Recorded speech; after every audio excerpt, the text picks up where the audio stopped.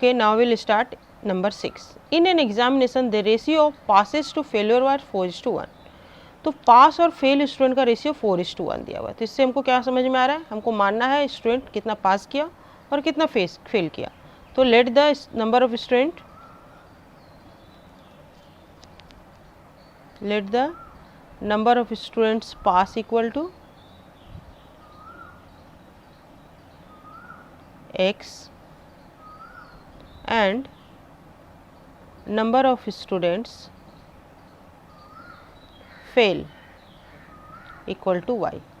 हो गया। तो बाय द प्रॉब्लम क्या निकल के आ रहा है, x by y equal to 4:1। ये रेशियो है पास और फेल स्टूडेंट का। ठीक है। उसके बाद है had 30 less appeared and 20 less pass. अगर 30 लेस अपेयर्ड हो रहा है, लेकिन यहाँ पे अपेयर्ड ऑफ स्टूडेंट तो नहीं दिया हुआ है, तो क्या करेंगे, therefore number of student appeared x plus Y हो जाएगा ना। Therefore number of students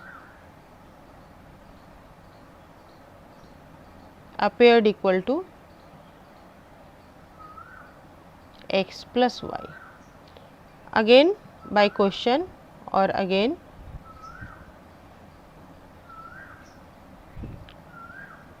bye the problem,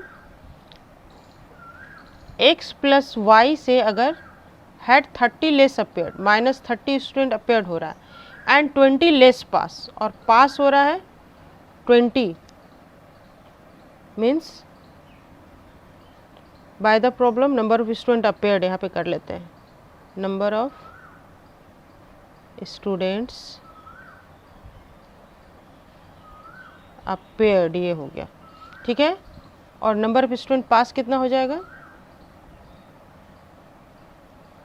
pass equal to, ये पास था ना x, तो x से 20 स्टूडेंट कम, 20 less appeared, the ratio of passes to failure, therefore number of student fail, number of students fail कितना हो जाएगा,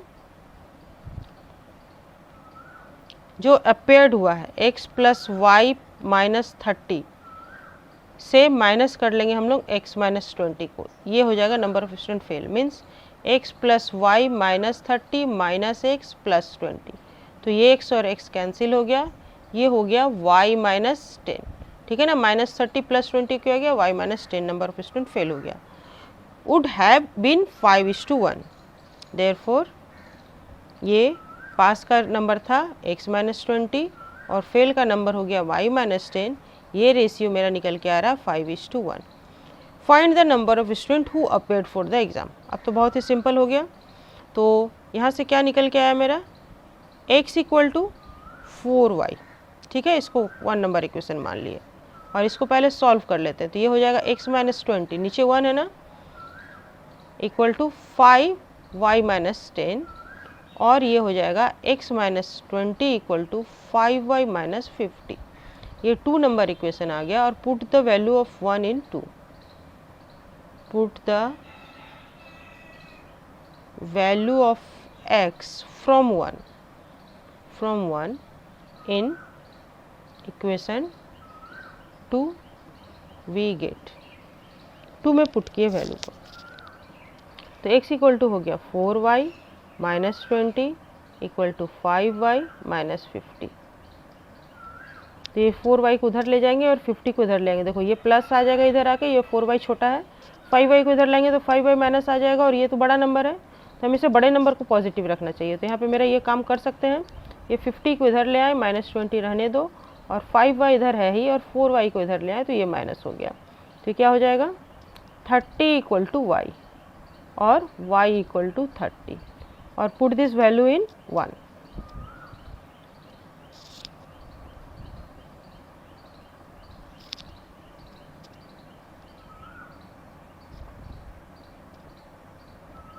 we get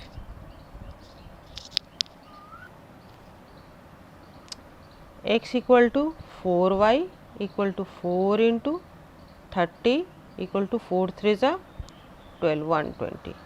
therefore number of student pass equal to, यही निकालना था ना, number of students pass equal to 120।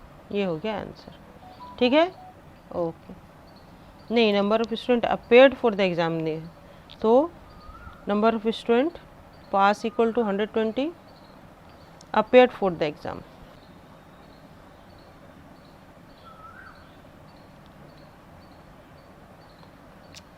Appeared for the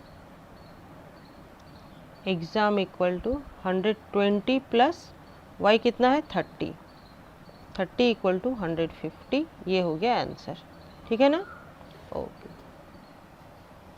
अब यहाँ 7 number में क्या है?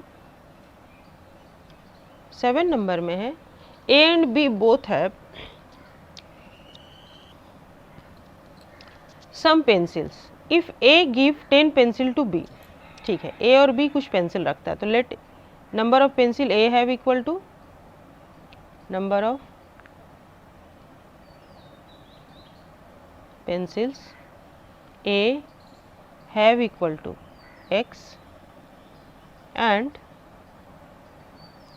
number of pencils B have equal to y। ये लेट हो गया।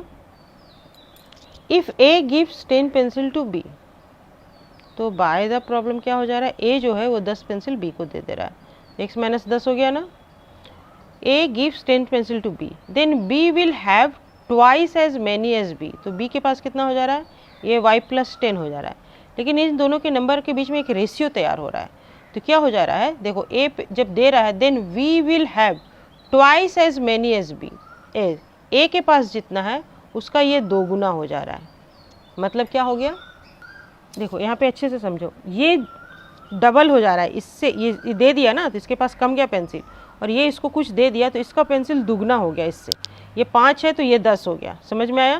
तो ये 10 हो गया, तो इसको भी 10 करने के लिए बीच में इसका इक्वल टू साइन नहीं बैठेगा, पहले इस तरह देख के लिख लो, कहाँ पे इंटू होगा 2।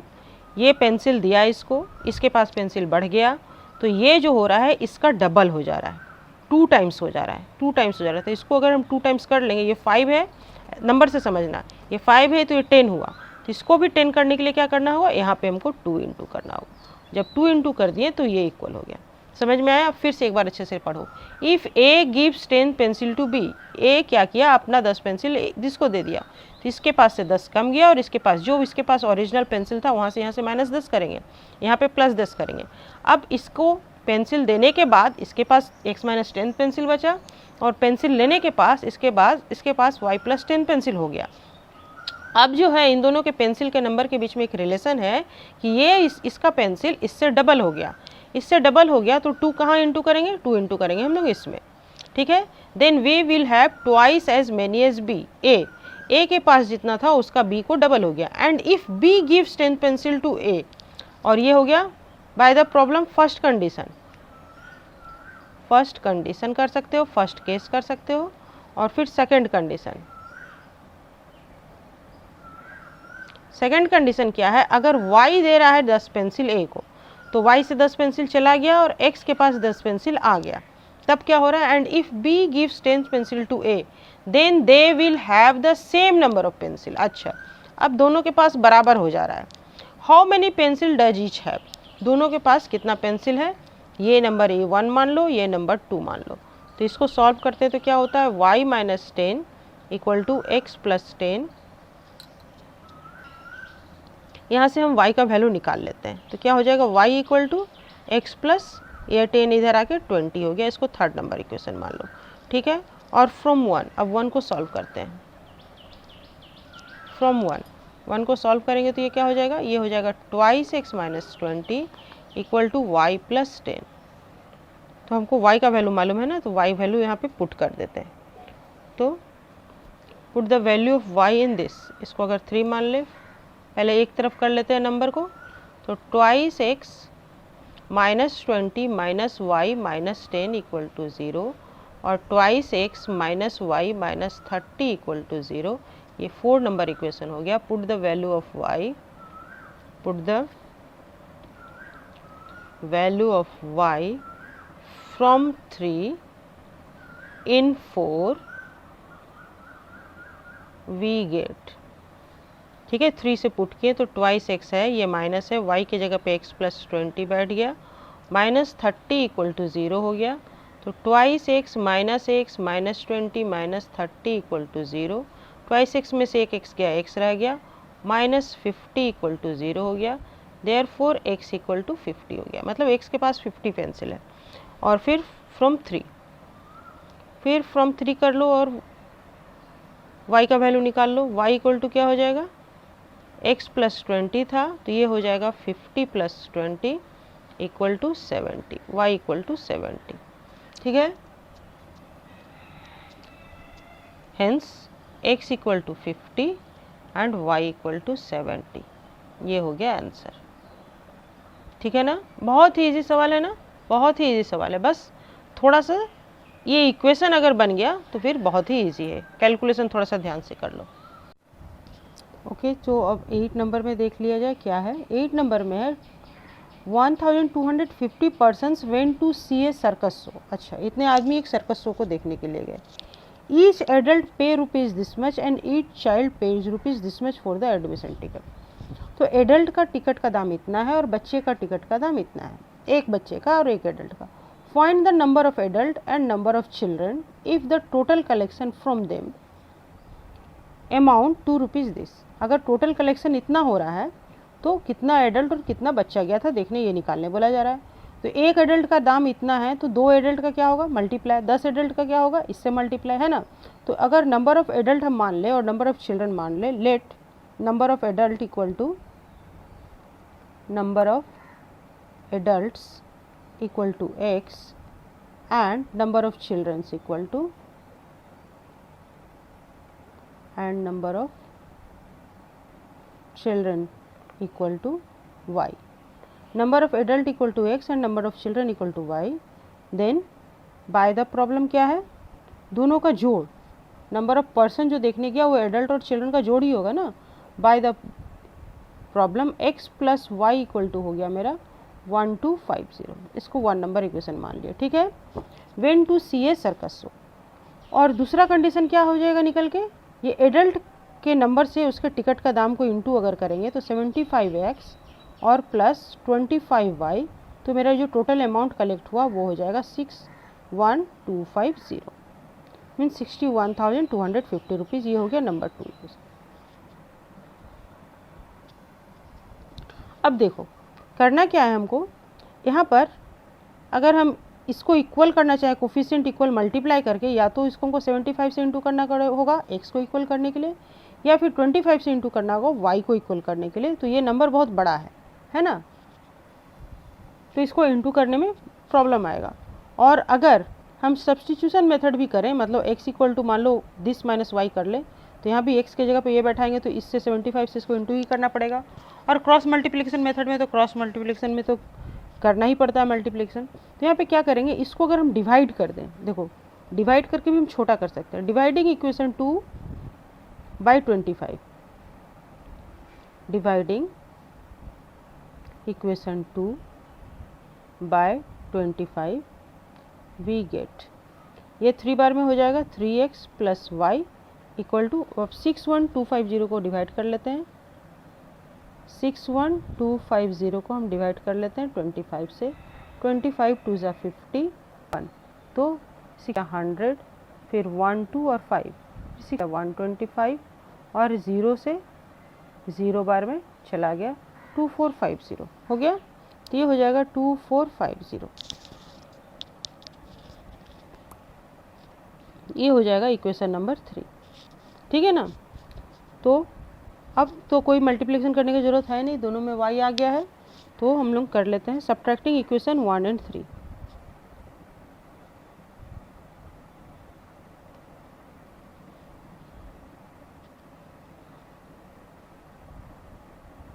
वन एंड 3 वी गेट,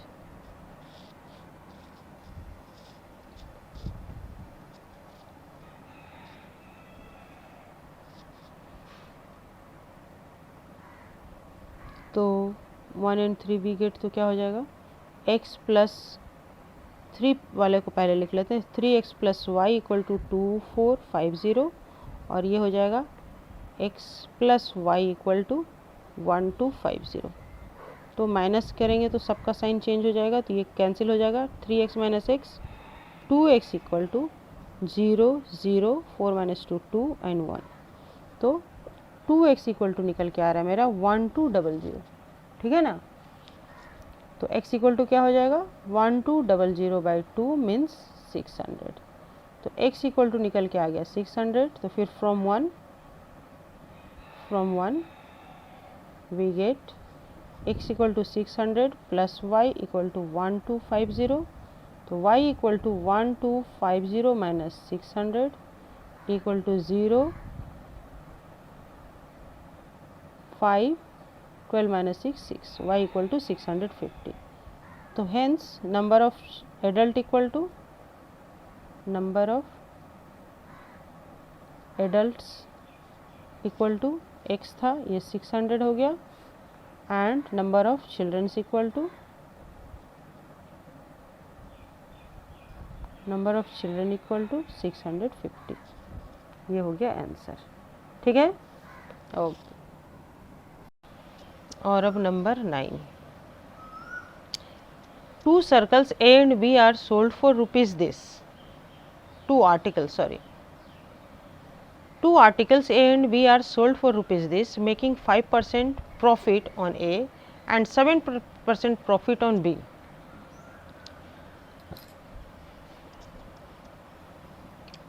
दो आर्टिकल है, कोई भी दो चीज़ है A और B, जो कि दोनों मिला करके इतने में बेचा जा रहा है, ठीक है ना। तो 5% प्रॉफिट हो रहा है आर्टिकल ए में और 7% का प्रॉफिट हो रहा है आर्टिकल बी में, और दोनों को अगर हम इतने में बेच रहे हैं, देखो इससे कम दाम में बेचे, 2 रुपया कम हो गया है ना। तो प्रॉफिट पहले वाले आर्टिकल में 7 रुपया हो जा रहा है और दूसरे वाले आर्टिकल में 5 रुपया हो जा रहा है। तो it made on B, find the cost price of each article. दोनों आर्टिकल का कॉस्ट प्राइस निकालना है। तो let the cost price of article A, let the cost price of article A equal to rupees X and cost price of article B equal to rupees Y, ठीक है। तो bye the problem, first case, यहाँ पे first case, दो case है ना, तो पहले कर लो in first case. In case 1, case 1 में क्या हो रहा है, selling price of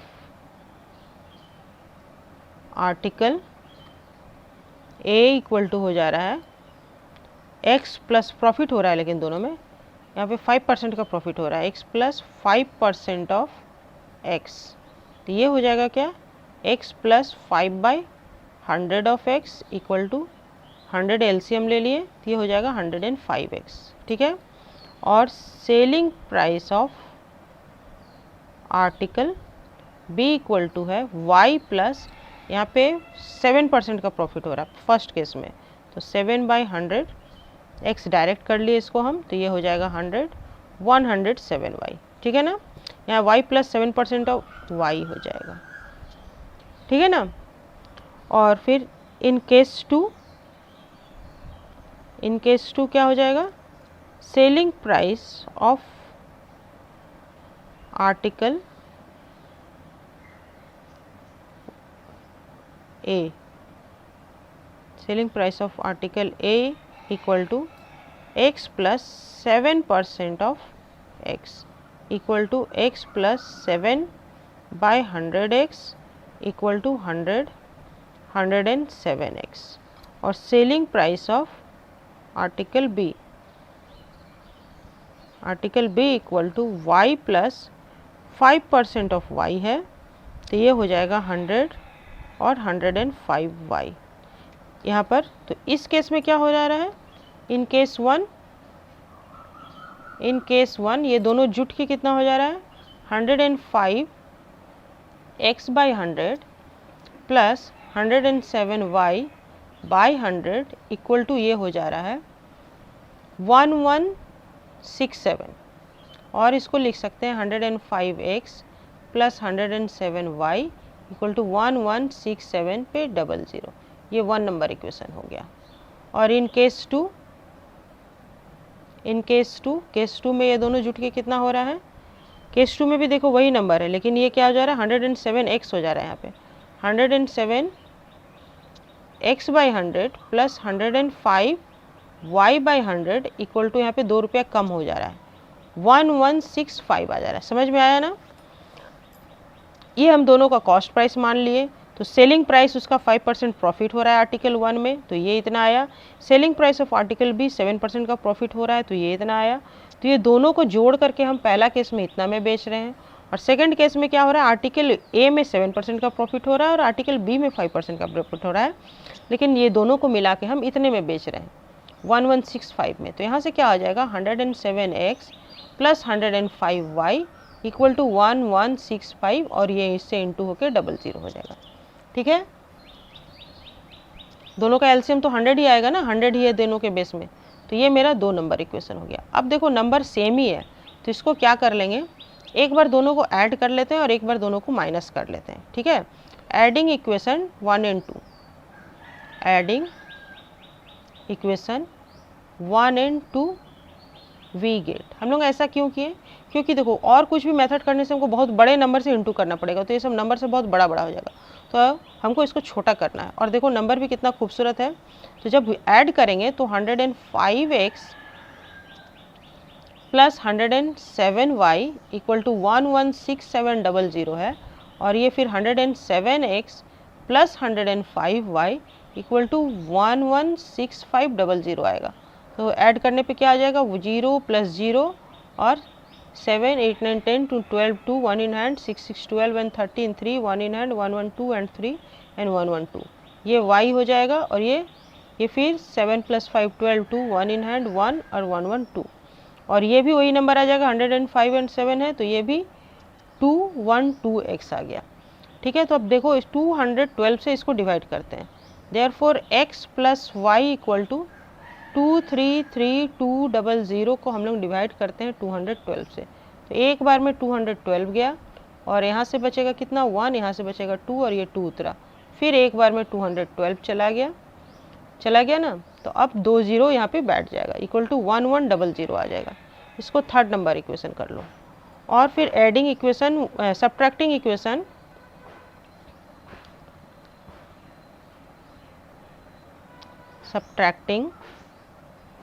equation 2 and 3, किसी को भी किसी से सब्ट्रैक्ट कर दो, कोई प्रॉब्लम नहीं है। तो हम पहले, अगर बड़ा वाला नंबर कौन सा है,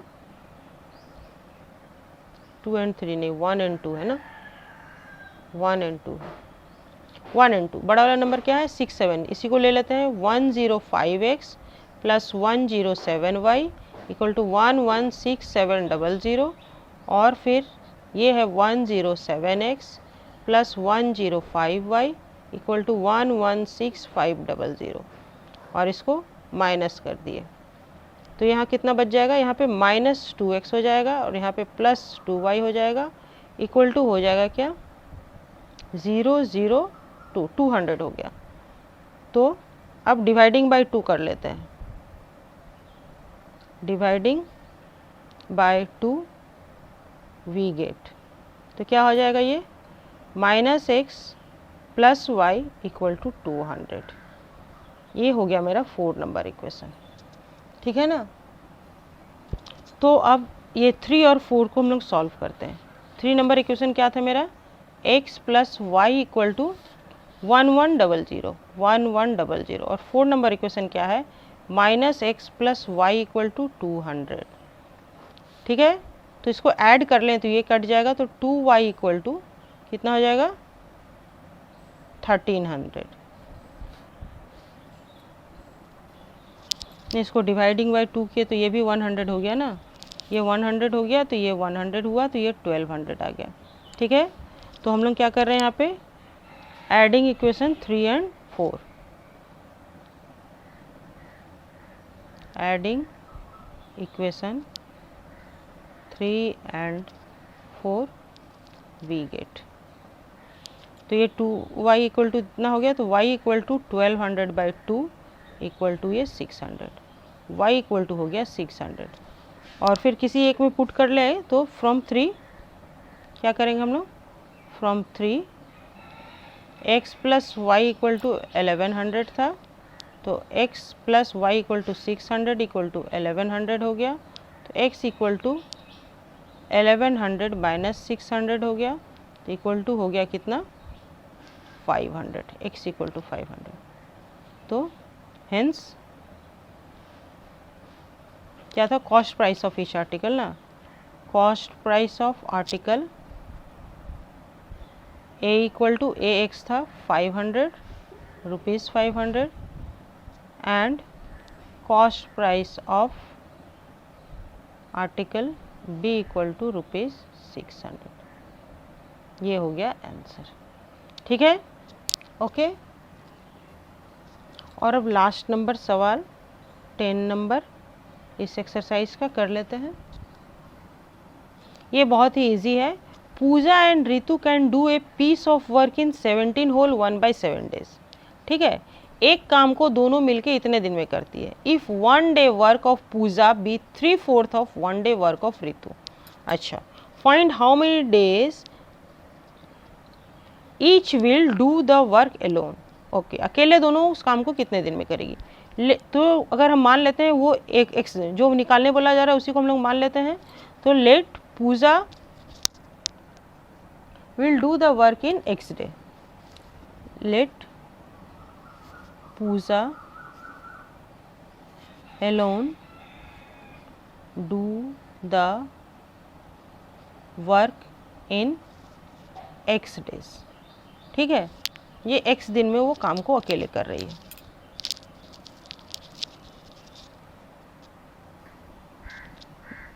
X दिन में काम कर रही है तो एक दिन में कितना काम करेगी। Then 1 day work of Pooja, 1 day work of Pooja equal to हो जाएगा 1/x, है ना। और Ritu do the work in y days, ये y दिन में वो काम को कर रही है तो उसका एक दिन का काम कितना हो जाएगा। Then 1 day work of Ritu equal to 1/y। तो दोनों का एक दिन का काम कितना हो जाएगा मिला करके। 1 day work of Pooja and Ritu,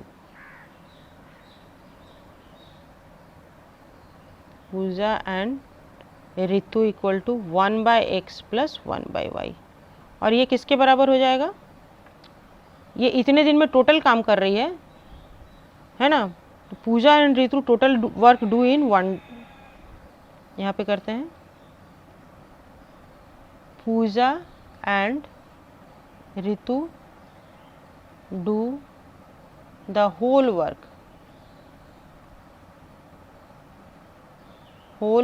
in 17 whole 1/7 days equal to क्या हो जाएगा, ये 17 7 जा 119 and plus 1 120/7 days.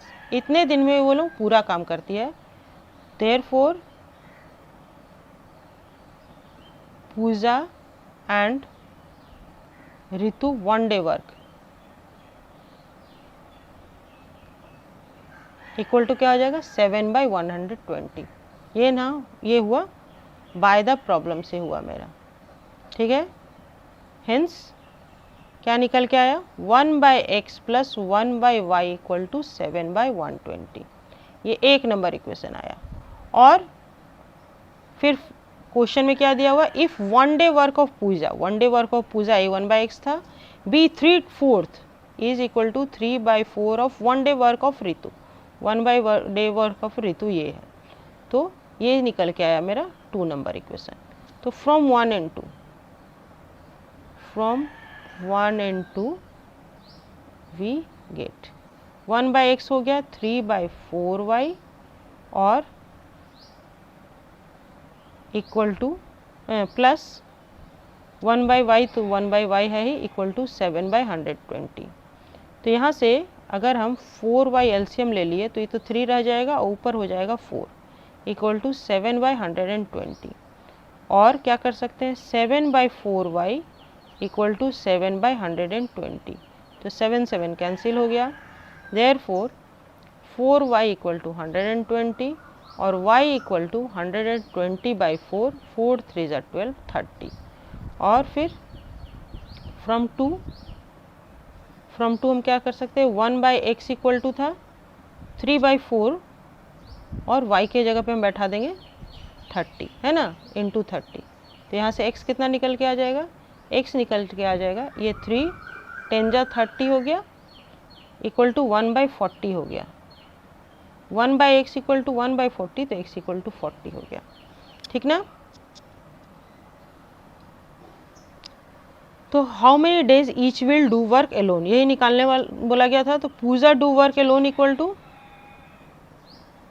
Puja do work alone equal to उसका x डे था, तो x का वैल्यू कितना निकला है इन 40 डेज, और Ritu do work alone equal to 30 days. ठीक है, ये हो गया आंसर। Okay okay.